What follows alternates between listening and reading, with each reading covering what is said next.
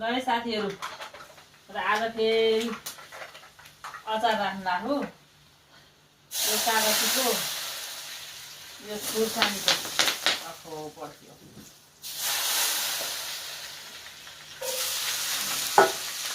लसुन सिजनमा यसरी राखेपछि बेसिजनमा खाना हुन्छ क्या। अनि यो फेरि धुलो, मेथी, ज्वानो, अनि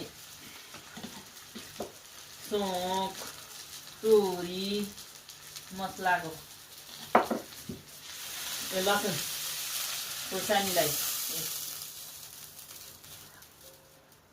यसरी अब कमोल्ने कच्चा मोलेर टप्प डब्बा राख्ने। यो हाम्रो दानसरको कागती हो, रिगाको दानसरको।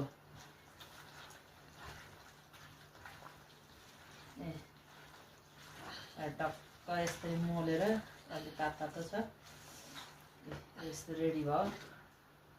यो खुर्सानीको त यो खुर्सानी फेरि गमबहादुरको अर्का छ क्या साथीहरू। यहाँ हाम्रो आफ्नो उत्पादन होइन, हाम्रो त अहिले रोग किरा लागेको छ नि, मोरो। यो हाम्रो गमबहादुर कार्ड ल्याएको, कागती चाहिँ दानसर कार्ड ल्याएको।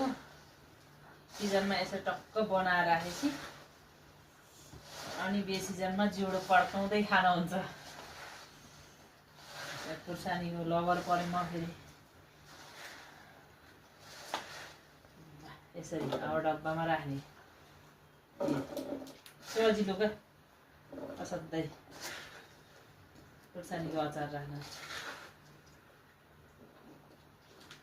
ल त साथीहरू,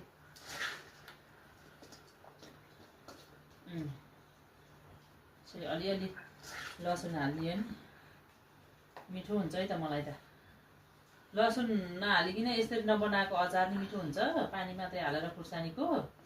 हेर्नु त टक यो कागतीको, ल एउटा मात्रै कागतीको हालेर देखाउँछ है कस्तो बने रहेछ।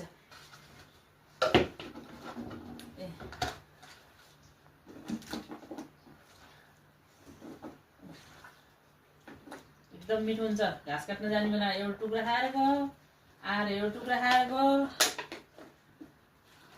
म त अमिलो र पिरो त जति नि मन पर्छ क्या।